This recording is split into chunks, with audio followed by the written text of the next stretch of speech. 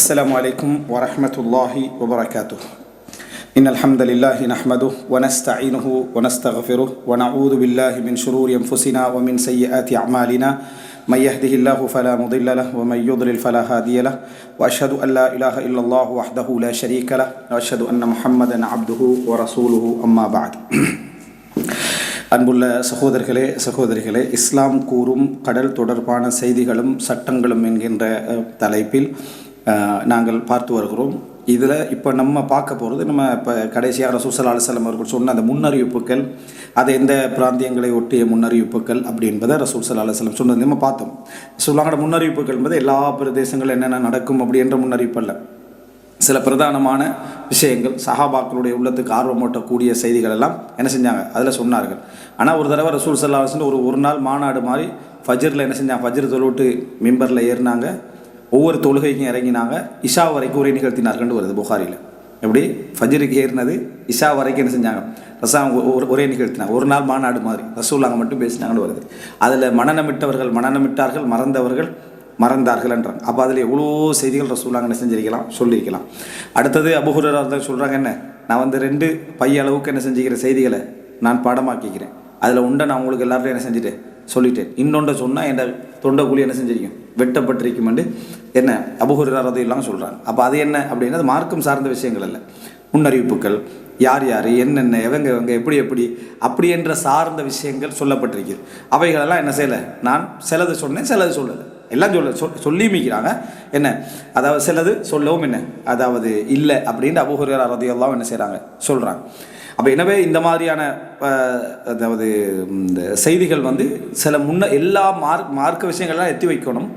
அதே நேரம் சில விஷயங்கள் ரசூலுல்லாஹ் சொன்ன சில விஷயங்கள் என்ன செய்யலை, அதாவது முன்னறிப்பு சார்ந்த, அரசியல் சார்ந்த, ஆட்சி சார்ந்த சில விஷயங்கள் சொல்லப்படவில்லை. சொன்னவைகளில் அவைகள் எங்களுக்கு பெரும்பாலும் கிடைச்சிருக்கு, அவைகளே போதும்.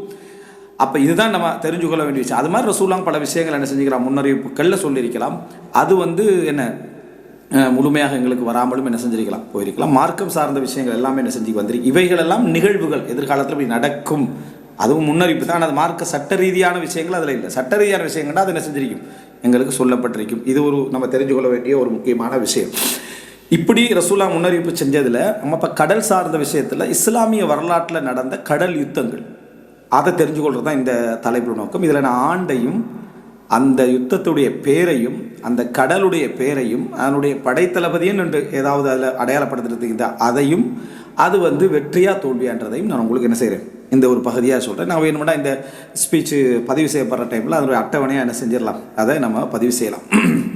இப்போ நம்ம ஃபஸ்ட்டு அதாவது பார்த்தோம், முஆவியா ரலியல்லாஹு அன்ஹு அவர்களுடைய தலைமையில் மத்திய தரைக்கடலில் சைப்ரஸை நோக்கி நடந்த அந்த யுத்தம் ஹிஜ்ரி 27 அல்லது 28 என்ன செஞ்சது நடந்தது, அதை நம்ம பார்த்துட்டோம்.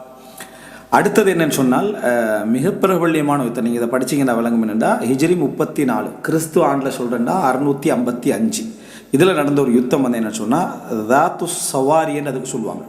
சாரியா என்ன சாரியா இல்லை சாரியான்னு சொன்னால் இந்த ஃப்ளக் இருக்குது, அதாவது இந்த ஒரு கப்பலுடைய கொடி அடையாளங்கள் இருக்குமே, கம்பு வச்சதோடைய, இதுக்கு தான் சொல்கிற சவாரி. தாத்து சவாரின்னா அவ்வளவு கப்பல்கள் அதில் சம்மந்தப்பட்டுச்சு அந்த யுத்தத்தில். அது கப்பல் யுத்தம் மாதிரி என்ன பெருமளவுக்கான சம்மந்தப்பட்டதுனால அதுக்கு தாத்து சவாரி விளங்கிட்டா. பேட்டில் ஆஃப் த மாஸ்ட்ஸ் அப்படின்னு தான் சொல்லுவாங்க, MASTS விளங்கிட்டா அப்படின்னு தான் சொல்லுவாங்க. அப்போ இது மத்திய தரை மெடிட்டேரியன் சீல என்ன செஞ்சது, இது நடந்துச்சு. இதில் தலைவர் யாருன்ற படைத்தளபதி அப்துல்லா இப்னு அபி சரஹ். இவர் உஸ்மான் ரலியல்லாஹு அன்ஹுடைய சொந்தக்காரர், தாய்வழி. இந்த யுத்தம் வெற்றி, சரியா. மத்திய தரைக்கடலில் பெசந்தியா, இப்போ நம்ம சொன்னால் அவங்களுக்கு விளங்கலாம், பெசந்தியாச்சா பெரும்பாலும் சரியா. மத்திய தரைக்கடல்னா அவங்களோட இதுதான் இருக்கும், சரியா. அப்போது அதுக்கு எதிராக நடந்த யுத்தம் ஹிஜ்ரி 34 அப்படின்னா உஸ்மான் ரலியல்லாஹு அன்ஹுடைய ஆட்சியில் நடக்குது இந்த யுத்தம். உஸ்மான் ரலியல்லாஹு மரணிக்கிறது 35. அடுத்ததாக இப்போ குஸ்தன்தீனியாவுக்கு எதிரான முயற்சிகள் நடக்குது. ஏன்னா இப்போ சிரியாவுடைய என்ன முக்கியமான ஒரு வாசலாக இருக்கும் அந்த ஐரோப்பாவுக்குடைய என்ட்ரி ஆகிறதுக்கு துருக்கி வாங்கிட்டா. அப்போ துர்க்கியா அப்படி என்று சொல்கிற இந்த விஷயங்களும் நம்ம நிறைய படிக்க வேண்டிய விஷயங்கள் தான். நான் அதாவது என்னது கபாயிலு துர்க், துருக்கு ட்ரைப்ஸ் அந்த அந்த கோத்திரங்கள் அப்படின்னு நீங்கள் படிச்சீங்கன்னா, நான் முஸ்லீம்கள் மறந்து போன மத்திய ஆசியான்னு ஒரு தலைப்பு பேசுகிறேன்.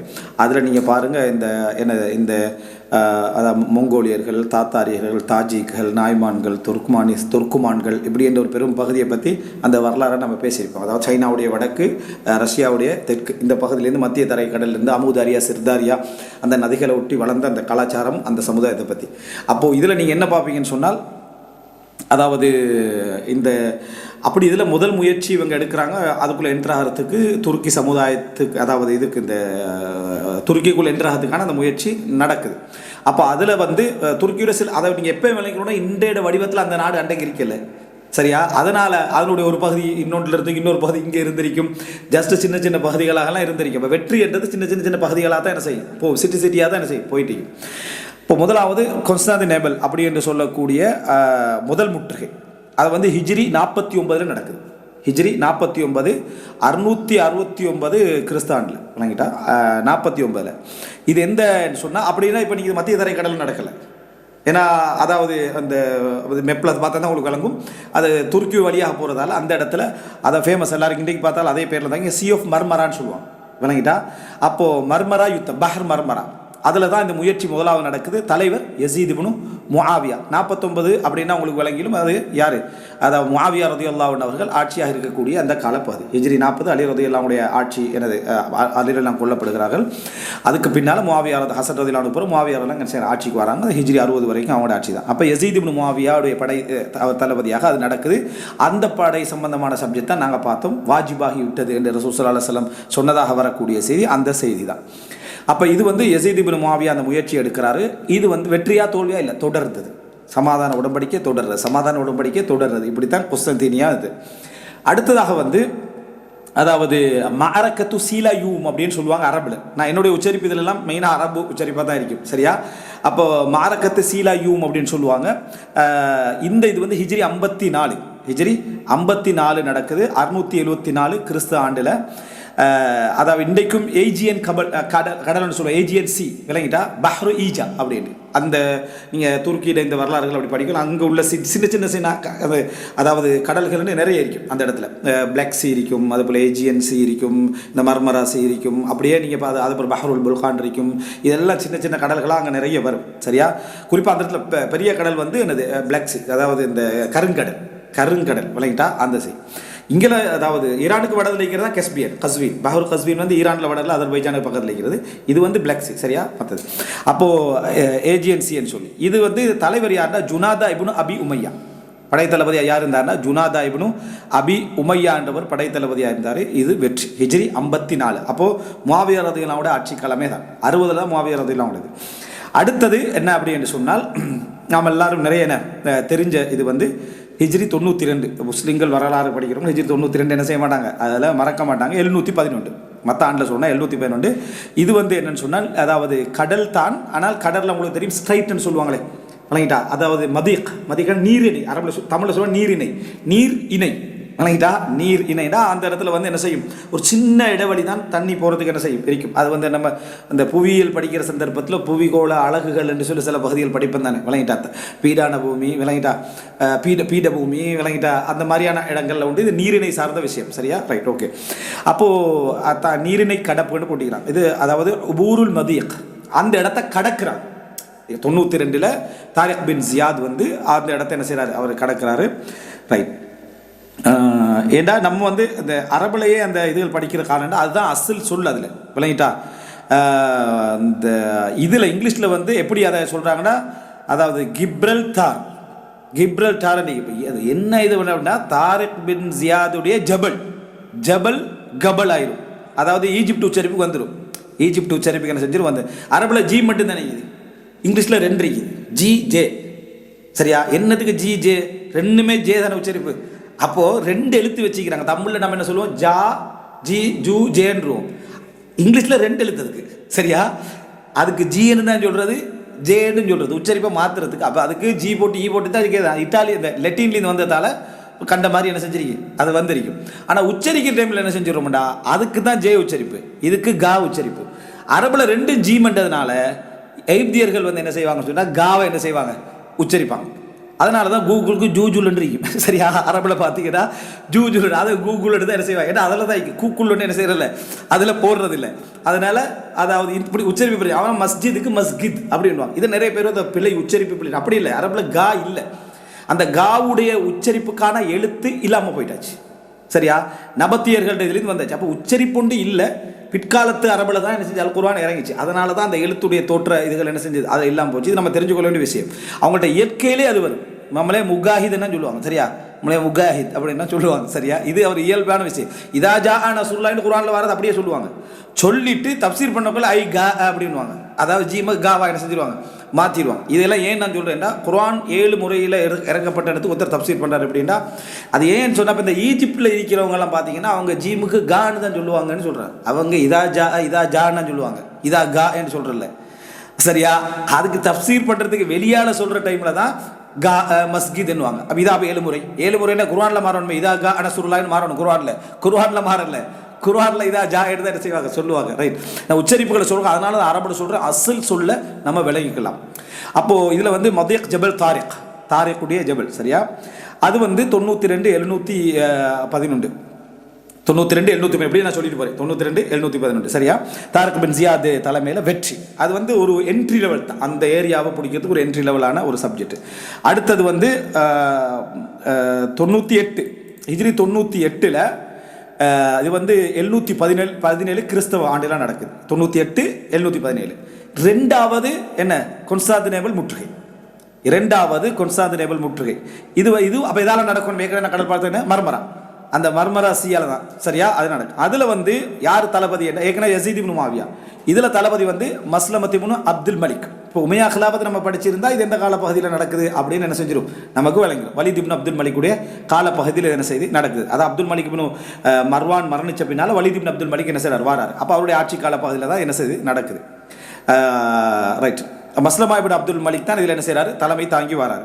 இது 98 நடக்குது. 98 அப்படின்னா அதாவது சுலைமான் இப்னு அப்துல் மலிக் விளங்கிட்டா, அதாவது சுலைமான் இப்னு அப்துல் மலிக் என்ன செஞ்சிட்டார், ஆட்சிக்கு வந்துட்டார். ரைட், இது வந்து தோல்வியில் முடியுது. இது வந்து என்ன செய்து, தோல்வியில் என்ன செய்து முடியுது. அடுத்ததாக ஹிஜ்ரி 122 கிறிஸ்தவ ஆண்டில் வந்து 740, கிறிஸ்தவ ஆண்டில் வந்து 740. இது என்ன அப்படின்னு சொன்னால், இது வந்து ஆங்கில வார்த்தை தான். அதை வந்து நம்ம இங்கிலீஷில் எப்படி சொல்கிறான்னு சொன்னால் அக்ரோயினியன், அதை எக்ரோயினன் அப்படின்னு சொல்ல அர்த்தம். எக்ரோயினன் அப்படின்றது அரபில் சொல்கிறதா இருந்தால், அதாவது மஅரகத்து உக்ரு இனூன், மஅரகத்து உக்ரு இனூன் அப்படின்றது அரபில் என்ன செய்யலாம் சொல்கிறோம். அப்போ அது பேர் வந்து அஜமி பேர், அதனால் அது அரபு படுத்தப்பட்டு. ஜபல் தாரிக் வந்து அரபு பேர், ஆங்கிலம் இதை படுத்தப்பட்டி. சரியா, தமிழ்லையும் அப்படி தான் சொல்கிறாங்க, அதாவது அக்ரோயினோன் போர் அப்படின்னு தான் சொல்கிறாங்க. இதுவும் அந்த அதாவது ஈஜா கடல். அப்போ பாருங்கள், 2 கடல் இதில் மாறி மாறி வருது. ஒன்று கொன்ஸ்டாந்தினோபிளை டார்கெட் பண்ணி அதை சுற்றி உள்ள கடல்கள். சரியா, இன்னொன்று மத்தியதரை கடலில் உள்ள வடக்கு தெற்கில் உள்ள நாடுகள், ஐரோப்பிய நாடுகள், அடுத்த ஆப்பிரிக்கா நாடுகள், இதை வச்சு போகிறது. ஆனால் என்ன பிரச்சனைடா, வடக்கு ஆப்பிரிக்காவில் முஸ்லீம்கிட்ட கையில். சரியா, எகிப்து, அதுக்கு போகிற லிபியா, அதுக்கு போகிற உள்ள என்னது, அதாவது தூனிஸ் ஆகிக்கலாம், அது என்னது, அதாவது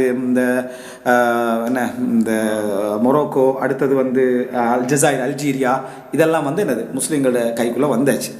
இப்போ அதனால் இந்த பக்கம் ஓகே, அந்த பக்கம் தான் இப்போ இது நடந்துட்டு இருக்கு. அது வந்து சொல்லப்போனால் பைசந்திய அவங்களோட உள்ளத்துல எல்லாம் பெரிய ஒரு அச்சத்தை உண்டாக்கிட்டாச்சு. அது முஸ்லீம்கள் வந்து ஷஹீதுக்கு தானே, ஷஹாதத்துக்கு தானே அப்புறம் யுத்தத்தில் அவங்க வாழ்கிறதுக்கு போகிறாங்க. அதனால் அது ஒரு இயற்கையிலே ஒரு பலம். அதான் ரசூலுல்லாஹ் சொன்னா லா இலாஹ இல்லல்லாஹ் அல்லாஹு அக்பர், ஆட்சி வீழ்றதுக்கான முதல் சப்ஜெக்ட். ரைட், அடுத்தது என்ன அப்படின்னு சொன்னால், அதாவது 122 அப்படின்னு சொல்கிறது வந்து கிட்டத்தட்ட அதாவது ஹிஷாம் இப்னு அப்துல் மலிக்குடைய ஆட்சி காலப்பகுதி. ஹிஷாம் இப்னு அப்துல் மலிக்குடைய ஆட்சி காலப்பகுதி. 4 பேர் அப்துல் மலிக்குடைய பிள்ளைகளை 4 பேர் ஆட்சி செஞ்சாங்க. சரியா, ஹிஷாம் இப்னு அப்துல் மலிக்குடைய இது உமையா ஹிலாஃபத்துடைய காலப்பகுதியில் பஹ்ரு ஏஜால இந்த யுத்தம் வந்து தோல்வி அடையுது. வணங்கிட்டா, இவங்க வந்து அந்த குஸ்தந்தீனை பிடிக்கிறது அவங்களோட டாக்க.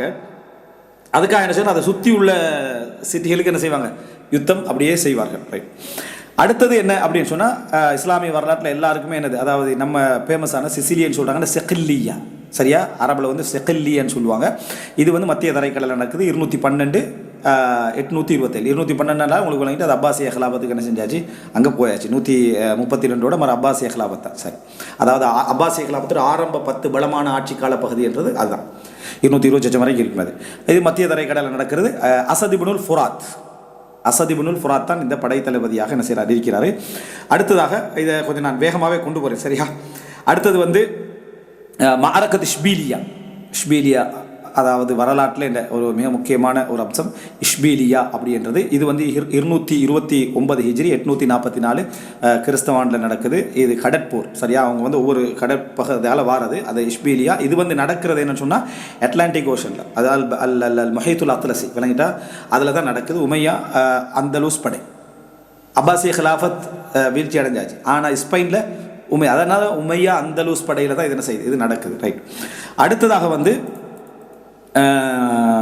264 ஹிஜ்ரியில் 878 அதாவது 656 வரைக்கும் அப்பாசிய ஹிலாபத் தான். ஹிஜ்ரி 656 வரைக்கும் அப்பாசிய ஹிலாபத்துக்கு தான் போயிட்டு இருக்கும்.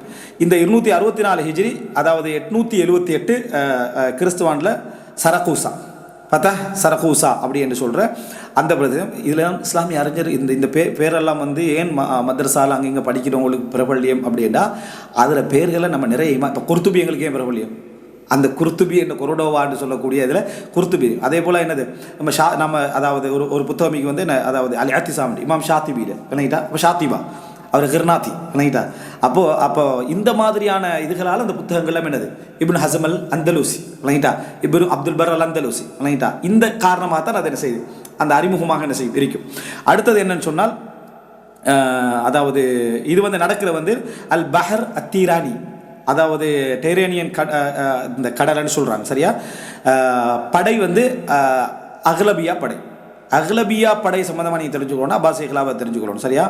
அதாவது அகாலிபாக்கள் அப்படின்னு என்ன செய்வாங்க சொல்லுவாங்க, அது ஒரு பகுதி. அது வந்து என்ன செய்கிறாங்க அதாவது இந்த அப்பாசிய ஹிலாஃபத் டைமில் சில ஹவாரிஜி ஆட்சிகள் வந்து இந்த பக்கத்துக்கு கொண்டு வந்தாங்க. அதுக்கப்புறம் அஹ்லுல் பைத்துடைய ஆட்சிகள் கொஞ்சம் வந்துச்சு. அதனால் ஒரு பெரிய பகுதி அதுக்குள்ளெல்லாம் நான் விரிவாக போகல. இந்த கடலை மட்டும் தெரிஞ்சுக்கங்க. இந்த கடல் இந்த ஆண்டு இந்த யுத்தம் நடக்குது சரியா. அதில் நடக்குது. இந்த யுத்தத்தில் பேர் வந்து மஅரகத்து தவாஹின். ஒரு கடுமையான ஒரு யுத்தம் அது சரியா. அது காரணம் என்ன அதுக்கு சொல்கிற தவாஹின் என்ன அரைக்கிறது இல்லைங்களா.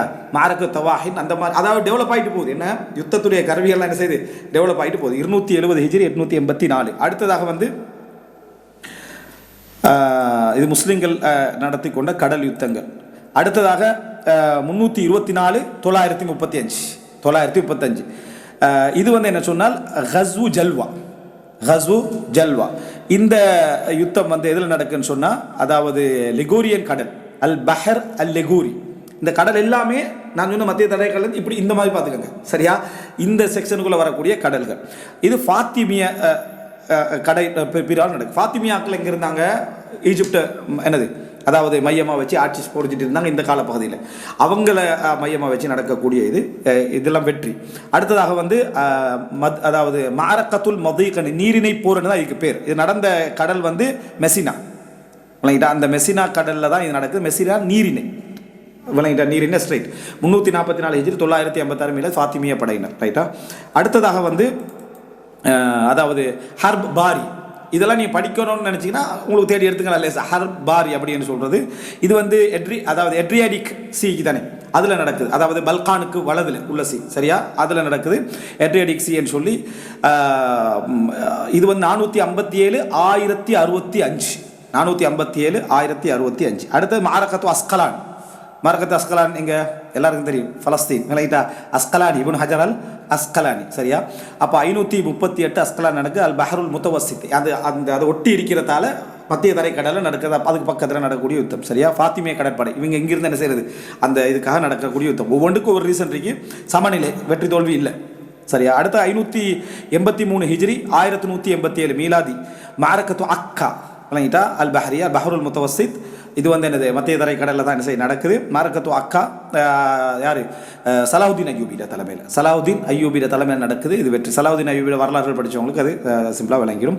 அடுத்து 648 அப்பாசிய ஹிலாஃபத் வீழ்ச்சி அடைய போகுது சரியா. 648 மஅரகத்து திம்யாத் இருக்கிறது வந்து அதாவது எகிப்தில் வந்து நாங்கள் நைல் நதி சம்பந்தமாக படிக்கிற டைமில் என்ன ரைட் சைடில் இருக்கும் நைலில் 2 பகுதியாக பிரிக்கிற போகிறதுல வந்து ரசுல் பர் ராஸ்பர் அப்படின்னு சொல்லுவாங்க அந்த தும்யாத்தில். அந்த தம்யாத்தி என்று என்னது முக்கியமான ஒரு இமாம் என்ன செய்கிறார் இருக்கிறார் தம்யாத்தி என்று. அப்போது அல் பஹர் அல் முத்தவசி மத்திய தரைக்கடல் பொதுவாக அதாவது ஹதீஸ்கலை அந்த வரலாற்றில் நீங்கள் படிக்கிற டைமில் தம்யாத்தின்னு வந்தாலே என்ன அவர் தான் ஜென்ரல். இப்போ அஸ்கலானி என்று சொன்னால் அஸ்கலானில் வாழ்ந்தவங்க அஸ்கலான் தான், ஆனால் நம்ம இப்னு ஹஜர் அஸ்கலானி. அது மாதிரி அல்பானி என்று அல்பானியன் தான் எல்லாருமே, ஆனால் ஷேக் நாசர் அல்பானிக்கு சொல்கிற மாதிரி தம்யாத்தின்னு அவர் தான். அப்போது இதுவும் வந்து அந்த மாரக்கத்து அக்கா வந்து சலாவுதீன் ஐபி, அதே போல் இந்த மாரக்கத் திம்யாத் வந்து மம்லுக், அதாவது என்ன இந்த மமாலிக்கள் வணங்கிட்டா. மமாலிக்கல்னு சொல்கிறவங்க அந்த நம்ம சிற்றரசுன்னு சொல்லலாம், அடிமைகளாக கொண்டு வரப்பட்டு, அவர் சொல்கிற வெள்ளையர்களாக அடிமைகளாக கொண்டு வரப்பட்டு, அதாவது மற்ற இந்த பகுதிகளில் இருந்து, அதாவது சொல்லுவாங்க என்னென்னா பஹ்ரி மமாலிக், அல் மமாலிக் அல் பஹ்ரியான்னு ஒரு புக் இருக்குது. அதாவது பஹ்ரி மம்லூக்கிஸ் அப்படின்னு சொல்லி ஒரு புக் இருக்குது. அதை நீங்கள் பார்த்தீங்கன்னு சொன்னால் அவங்க வந்து படைகளுக்காக யுத்தங்களுக்காக என்று சிறிய வயசுலேருந்தே கொண்டு வரப்பட்டு பயிற்சி கொடுக்கப்பட்டு தர்பியா கொடுக்கப்பட்டவங்க. அரசரே நேரடியாக நின்று அவங்களுக்கு என்ன செய்வாங்க, அதை அந்த பயிற்சியை கொடுப்பாங்க. அவ்வளோ பலமாக முஸ்லீம் நாட்டுக்கு விசுவாசமாக இருந்தாங்க. ஒரு காலத்தில் அவங்களுக்கு தர்பியாலாம் தேவையான அவங்கள யுத்தத்துக்கு மட்டும்தான் விட்டாங்க. அதோட இஸ்லாமிய சமுதாயத்துக்கு எதிராக என்ன செஞ்சாங்க, அது வரக்கூடிய ஒரு நிலைமைன்னு வந்துச்சு. ஆனால் நம்பிக்கையிலையும் அந்த அல் வலாலையும் மிச்ச சிறப்பாக இருந்தாங்கன்னு வரலாறு என்ன செய்யுது அவர்களை பற்றி சொல்லுது. அப்போது அடுத்ததாக வந்து அப்போ இது மாரக்கத் திம்யாத் 648 1250 1250. அடுத்ததாக 690 ஹிஜ்ரி 1291. அப்போ அப்பாசிய கலாபத் வீழ்றது 1250 செச்சங்களில் என்ன செய்ய அப்பாசிய கலாபத் வீழ்ச்சி அடையுது.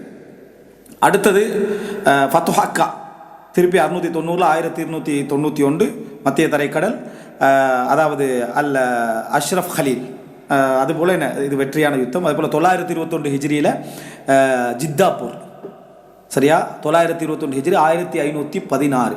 அப்போ 1516டா 1400 சச்சத்தில் உஸ்மானிய ஹிலாஃபத் வந்தாச்சு. உஸ்மானிய ஹிலாஃபத்தை நீங்கள் புரிஞ்சுக்கணும் 1200 சச்சத்திலிருந்தே சிற்றரசு. இப்போ நாங்கள் மம்லூக்கி ஆட்சி உமையா ஹிலாஃபத் மௌலா சஹாபாக்களுடைய, அப்புறம் உமையா ஹிலாஃபத், அதுக்கப்புறம் அப்பாசிய ஹிலாஃபத் வீழ்ச்சிக்கு போகிறோம் சிற்றரசுகள் மம்லூக்கியோட ஆட்சிகள், அதாவது அடிமைகளுடைய ஆட்சி. அவங்க அதாவது சுதந்திரமாக போர் பிரிவில் இருந்து சுதந்திரமானவர்.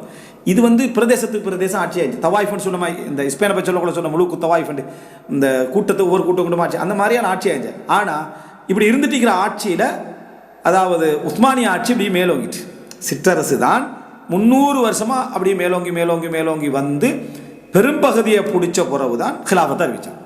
ஹிலாஃபத் எலானுல் ஹிலாஃபா ருயா ஷரஐயாண்டு அலவியா சக்காஃபோட புத்தகம் இருக்கு. அதாவது ஒரு ஹிலாஃபத்தை அறிவிக்கிறதுன்றது சும்மா இந்த இப்போ இன்றைக்கு முஸ்லீம் சமுதாயத்தை என்ன காவு கொள்றதுக்கு தேவையில்லாத வேலை செஞ்சுட்டு இருக்கிற மாதிரி இல்லை. ஒரு நாட்டை அறிவிக்கிறது அப்படியா விளங்கிட்டா?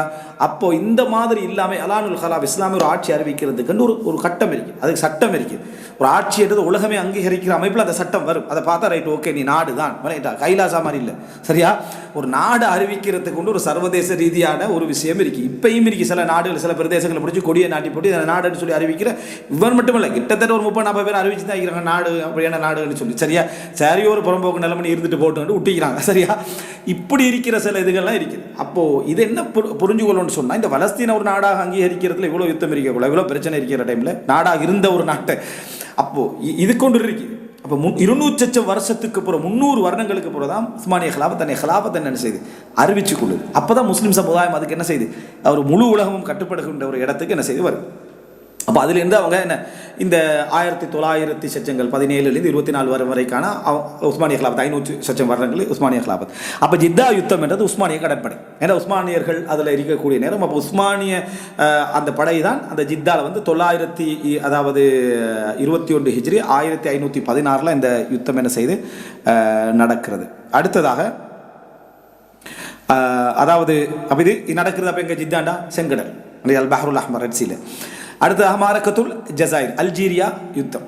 அல்ஜீரியா என்று ஜசீராட பன்மைன்னு நினச்சிடப்பட. ஸோ ஒருத்தர் மொழிபெயர்க்கிறார் என்னது அல்ஜீரியா அப்படின்னா அதாவது என்னது தீவுகள், அது அப்படி இல்லை சரியா. அல் ஜசாயிர்னு சொல்கிறது அந்த இடத்துல அல்ஜீரியாவுக்கு சொல்கிறது, ஜசீரான்றது வேறு.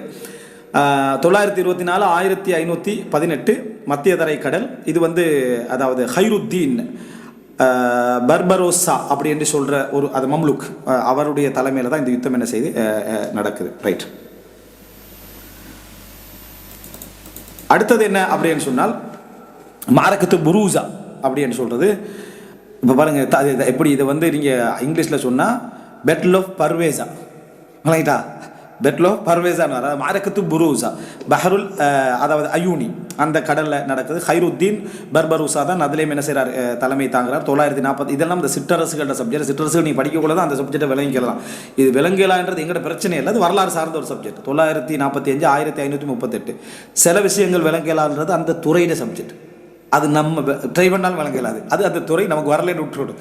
சில விஷயம் விளங்கலு நம்ம அதை படிக்கலை, அந்த சப்ஜெக்ட் தான் இது. சரியா? அடுத்தது என்னது ட்ரிபோலி, அதாவது தராபிலிஸ்ன்னு 2 இருக்கு. ஒன்று லிபியாலையும் இருக்கு, அடுத்த சிரியாலையும் என்ன செய்யுது இருக்கு. 958 1551 ட்ரிபோலின்னு 3 இருக்குது, ஒன்று இதில் உள்ளது. 950 1551 மத்திய தரைக்கடல். இந்த லிபியாவின் வரலாறு என்று ஒரு பகுதி நான் எழுதிக்கிறேன். சரியா? அதில் நீங்கள் பார்த்தீங்கன்னா முழு வரலாறு அதில் எழுதினேன் சுருக்கமாக. அடுத்தது வந்து அதாவது இது வெற்றியில் என்ன செய்யுது முடியுது. அடுத்த இந்த மம்லூக்கிய தலைவர்களை நான் விட்டுட்டு அந்த நம்ம வாய்க்குள்ள நுழையிறது மட்டும் என்ன செய்கிறேன் அதில் சொல்கிறேன். ஏன்னா அது நம்ம சொல்லி அந்த மனம் நிற்க போகிறதும் இல்லை. சரியா? அடுத்தது என்ன அப்படி என்று சொன்னால் 967 ஹிஜ்ரி 1560 கிறிஸ்து ஆண்டு, அதாவது ஜெர்பா போர், மாரக்கத்து ஜர்பா போர்னு சொல்லி இது வந்து ஹலீஜ் காபிஸில் நடக்குது. அதாவது காபிஸ் வளைகுடால் என்ன செய்யுது இது நடக்குது. இது வந்து அதாவது பியாலி பாஷாண்டா வணிகம் எகிப்து. சரியா? பியாலி பாஷா அவரில் தலையில் தான் இது என்ன செய்யுது, அந்த தலைமையில் தான் என்ன செய்யுது நடக்குது. 979 ஹிஜ்ரி 1571 அப்போது உஸ்மானிய கலாபத் இருக்கிற சந்தர்ப்பத்திலேயே சிற்றரசுகள்கிட்ட அந்த பகுதி நடந்துட்டு உஸ்மானிய கலாபத்தில் போரும் என்ன செய்யுது நடந்துட்டு. அடுத்தது என்னது மாரக்கத்து லிபான் 2 அப்படி என்று சொல்லி இது வந்து அதாவது கல்ஃப் ஆஃப் கொரிந்த் அதில் நடக்குது, அலி பாஷாட தலையில் எகிப்து. அடுத்தது என்னென்னா அதாவது உஸ்மானிய ஹிலாபத்துக்கு கீழே எகிப்தில் கவர்னராக இருக்கக்கூடியவர்கள். உஸ்மானிய ஹிலாபத்துக்கும் எகிப்துக்கும் இடையில பெரிய பிரச்சனையும் இருந்து இப்போ சரணடைஞ்ச கட்டங்கள் எல்லாம் என்ன செய்யுது இருக்குது. அடுத்த 981 ஹிஜ்ரி ஃபத்ஹு தூனுஸ் என்ன செய்யுது அந்த இடத்துல என்ன செய்யுது வெற்றி கொள்ளப்படுது. 1573 அல் பஹ்ருல் முத்தவசித் அதாவது மத்திய தரைக்கடல். இவர் வந்து என்னது கிலீஜ் அலி பாஷா. அடுத்தவர் இதே காலப்பகுதியில் தான் நம்ம இந்திய வரலாறுன்னு நான் பேசியிருந்தேன். அது 16ஆம் நூற்றாண்டில் தோண்டிய வழிகட்ட பிரிவு வந்து ஊரியா அப்படின்னு சொல்லி என்ன நம்ம ஊரியாண்டா நம்ம என்ன சொல்கிறோம் கோரி விளங்கிட்டா. அதாவது இந்த அல் ஹூர் அரபில் வந்து சொல்கிறது ஹூரி. அந்த ஹூரியாவுடைய ஆட்சி மம்லக்கத்துல் ஹூரியாண்டு பறந்து வந்து இந்தியாவுக்குள்ளே என்ன செஞ்சது அதுக்குள்ளே நுழைஞ்சது அல் ஹூரி அந்த ஆட்சி தான். சரியா? தமிழில் எனக்கு அது வரலை, நான் பல முறை சொல்லிக்கிறேன், சில டைமில் மறந்துடும்.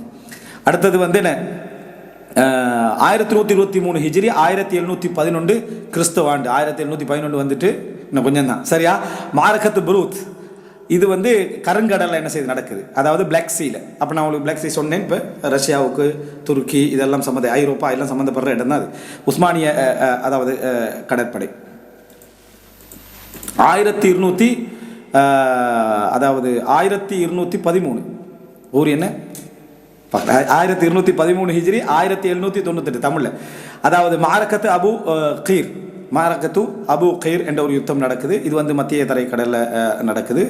அதாவது உஸ்மானிய எகிப்திய படை, உஸ்மானிய ஆட்சியில் உள்ள எகிப்து அந்த ரிஜியமால நடக்குது. அடுத்தது என்ன அப்படின்னு சொன்னால் அதாவது நாஃபாரின்னு அரபில் சொல்லுவாங்க. மாரக்கத்து நவாரின் 1243 ஹிஜ்ரி 1827 கிறிஸ்தவ ஆண்டில் நடக்குது. அல் பஹ்ருல் அயூனி. ஏற்கனவே பஹ்ருல் அயூனி சொன்ன உஸ்மானிய கிலாபத்தில் நடக்கக்கூடிய யுத்தங்கள். சரியா? இப்போது 1240 இப்போ 1827 வரைக்கும் தான் இந்த கடல் யுத்தம் பிரபல்யமான சப்ஜெக்டுகள் என்ன செய்து நடக்குது. இந்த காலத்துக்கு கொஞ்சம் முந்தியே ஐரோப்பிய காலனித்துவம் ஆரம்பிச்சிட்டு, ஐரோப்பிய அந்த காலனித்துவம் என்ன செஞ்சு நாடுகான் பயணம் என்ற பெயரில் என்னது ஏற்றுமதி இறக்குமதி என்ற பெயரில் ஐரோப்பிய காலனித்துவம் என்ன செஞ்சாச்சு ஆரம்பித்தாச்சு. அப்போது இந்த உங்களுக்கு தெரியும் அந்த காலப்பகுதியில் வந்து என்ன உஸ்மானிய கலாபத் இந்த பக்கத்தில் ஆரம்பிக்கிற டைமில் ஸ்பெயினை என்ன செஞ்சாச்சு 1942 வீழ்ச்சியும் அடைஞ்சாச்சு. ஸோ உஸ்மானிய கலாபத்துடைய அந்த பரம்பல் வந்து அந்த ஸ்பெயினுடைய கிழக்கு எல்லைகள்லேருந்து இப்படியே சுருங்கி வரக்கூடிய ஒரு நிலைமை ஒன்று என்ன செஞ்சு இருந்துச்சு. அந்த வீழ்ச்சி அடைஞ்சது ஸ்பெயின் உமையா கலாபத்து அந்த ஆட்சியுடைய தொடர்ச்சி வீழ்ச்சி அடைஞ்சது இங்கே மேற்கு பகுதி உள்ள ஐரோப்பாவில் தான் என்ன செஞ்சது அவை வீழ்ச்சி அடைஞ்சு. அப்போ எப்போ நீங்கள் புரிஞ்சுக்கணும், கிழக்கு ஐரோப்பாவும் மேற்கு ஐரோப்பாவும் என்றைக்கும் ஒரு சிக்கல் தான். சரியா? அவங்க 2 பேருக்கு இடையில் ஒரு சிக்கல் ஒன்று நடந்துகிட்டே இருக்கு. நீ வந்து ரஷ்யாவோட சேர்ந்துடாத என்ற பிரச்சனை எப்போ என்ன செய்ய நடந்து கொண்டே இருக்கக்கூடிய ஒரு அம்சம். சொல்லப்போனால் அது அப்படி பிரிக்காமலே அப்படி நேரம் என்ன செஞ்சிருக்கணும், அது சும்மா அப்படி வந்திருக்கணும். அது வந்து பிரித்து ஒரு அரசியல் நோக்கங்களுக்காக அதை என்ன செஞ்சாச்சு, அதை செஞ்சாச்சு. அப்போ இதிலெல்லாம் நீங்கள் பார்த்தீங்கன்னு சொன்னால் மொத்தமாக இப்போ நடந்த இந்த கடல் யுத்தங்கள் என்று சொல்லி 1827 வரைக்கும் என்ன செஞ்சுக்கிறோம். அதுக்கு பிறகு எல்லாம் சொல்லத்தக்க அமைப்பிலான எந்த ஒரு இவைகளும் என்ன செய்யலை, நடக்கலை. இஸ்லாமிய வரலாற்று யுத்தங்கள் அப்படி என்று சொல்லி அதாவது சுருக்கமாக இதை சொல்கிறதாக இருந்தால் குலஃபா ராஷிதீன்களுடைய காலத்தில் வந்து ஹிஜ்ரி 11 ஹிஜ்ரி 40 வரைக்கும் 3 யுத்தங்கள் என்ன செஞ்சிருக்கு, அதாவது நடந்திருக்குது. அதில் மிக முக்கியமான வெற்றி என்ன சொல்லலாம் என்று சொன்னால் தாத்து சவாரிட அந்த வெற்றி தான் மிகப்பெரிய வெற்றி. அடுத்து உமையா காலத்தில் 40 132 வரைக்கும் ஹிஜ்ரி, இந்த கால பகுதியில் கிட்டத்தட்ட 15+ யுத்தங்கள் என்ன செஞ்சு நடந்திருக்குது. இதில் வந்து முக்கியமாக வந்து என்னது, அதாவது செகல்லியா அதுபோல் அந்தலூஸ் இந்த மாதிரியான முக்கியமான வெற்றிகளை அங்கே அடைஞ்சிக்கிறாங்க 132 வரைக்கும்.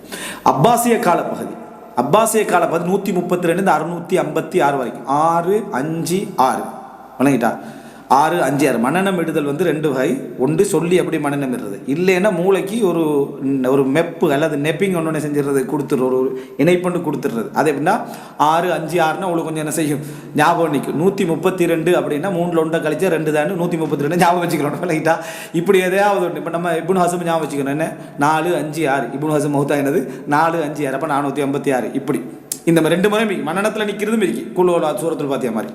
அடுத்தது என்னென்னா அதாவது 132 656 ஹிஜ்ரி வரைக்கும் வந்து 25+ என்ன யுத்தங்கள் கடல் யுத்தங்கள் நடந்திருக்கு. உஸ்மானிய காலப்பகுதியில் வந்து 699 1342 ஹிஜ்ரி வரைக்கும். இப்போ நம்ம வந்து 1917 அல்லது 24 அப்படின்னு நம்ம சொல்கிறோமே, இப்படி தான் உஸ்மானிய கிலாபத் வீழ்ச்சியை சொல்கிறோம். இதை வந்து நம்ம அரபில் சொன்னோம்னா 1342 இல்லைங்கிட்டா.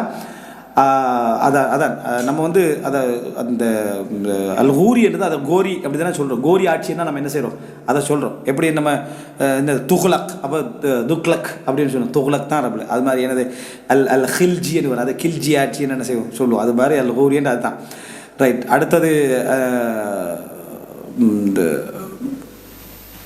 இன்னொன்று என்ன, அதாவது இந்த கஸ்னவி ஆட்சி இருந்துச்சு. கஸ்னவி அதுவும் ஒரு பெரிய ஆட்சி, அதுதான் கஜினி. சரியா? கஸ்னவி தான் என்னது கஜினி ஆட்சின்னு என்ன செய்வோம் சொல்லுவோம். இதெல்லாம் சின்ன சிற்றரசுகளாக அந்த டைமில் வந்த ஆட்சிகள் தான். அதே பாதிப்பு என்ன செஞ்சது இங்கேயுமே வந்து சேர்ந்ததை பார்க்குறோம். ரைட்.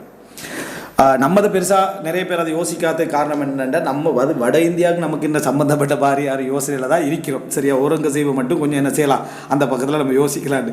உஸ்மானிய காலப்பகுதி 699 1342. இந்த 1342 தான் உஸ்மானிய ஹிலாபத் என்ன செய்து வீழ்ச்சி எடுத்து ஹிஜ்ரியில் எடுத்துக்கிட்டேன் நீங்கள்.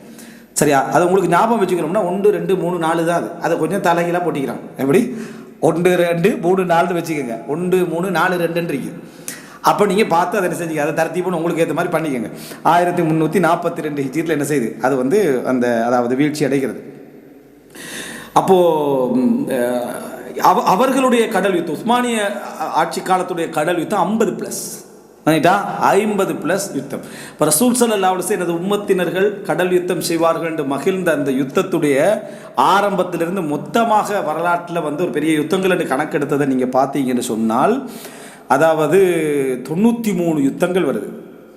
இல்லைங்கிட்டா, அதாவது 93 யுத்தங்கள், கிட்டத்தட்ட 93+ கடல் யுத்தங்கள் எனது இஸ்லாமிய சமுதாயத்தில் என்ன செஞ்சிருக்குது நடந்துகிறது நம்ம என்ன செய்கிறோம் பார்க்குறோம். அப்போ இது ஒரு முக்கியமான ஒரு பகுதி நம்ம பார்த்ததில். இதில் வந்து இன்னும் உள்ள நான் டீட்டெயில்ஸ் எல்லாம் கொஞ்சம் எடுத்திருந்தேன்.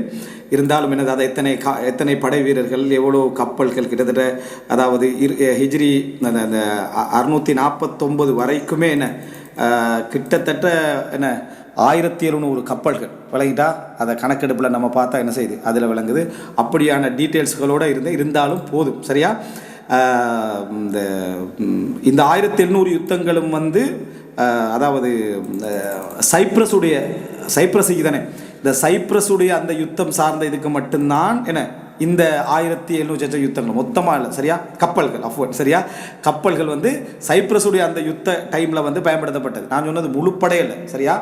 ஒவ்வொரு யுத்தத்துக்கும் என்னென்ன அதை படைப்பிரிவினர்கள் 1700 யுத்தங்கள்னா எவ்வளோ பொருளாதாரம் அதில் வந்து செலவழிக்கப்பட்டிருக்கும், அது எப்படிப்பட்ட இதை கூட சும்மா எரிச்சு விட்டாங்கன்னு சொன்னால் சரியா ஒரு இடத்துல வச்சு எரிச்சாங்க அதான் பாதுகாப்பு பார்த்தீங்களா திறமையண்டு அப்படின்னு சொல்கிறது ஒரு பொருத்தமான ஒரு சப்ஜெக்ட் உண்டு அல்ல. அதே போல் என்ன ஒவ்வொன்றிலையும் என்னென்ன ஒப்பந்தங்கள் நடந்தது அந்த டீட்டெயில்ஸ்கள் எல்லாம் தொகுத்தெடுத்திருந்தேன்.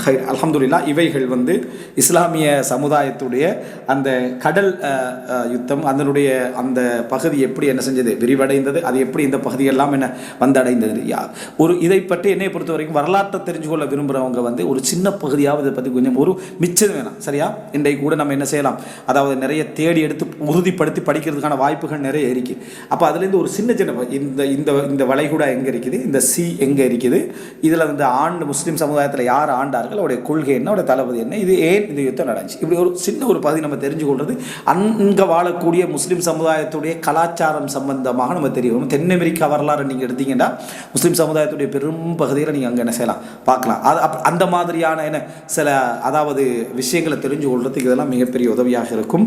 இவைகளூடாக நாங்கள் வரலாற்றை தெரிந்து கொள்கிறோம், வரலாற்றை படித்துக் கொள்கிறோம், வரலாற்றுடைய பாரம்பரியம் இஸ்லாமிய சமுதாயம் எப்படியெல்லாம் என்ன செஞ்சு வாழ்ந்ததை தெரிஞ்சு கொள்கிறோம். இவைகளை நிச்சயமாக இஸ்லாத்துக்கு எதிரான மார்க்கத்துக்கு முரணான நிகழ்வுகள் நடந்திருக்கோம்னா நிச்சயமாக நிறைய என்ன செஞ்சு நடந்ததாகி அல்லாஹ் அவர்களுடைய பாவங்களை மன்னிக்கணும். இஸ்லாத்துக்கு செஞ்ச உதவிகளின் ஊடாக அல்லாஹ் தஆலா பாவங்களை மன்னிக்க போதுமானது.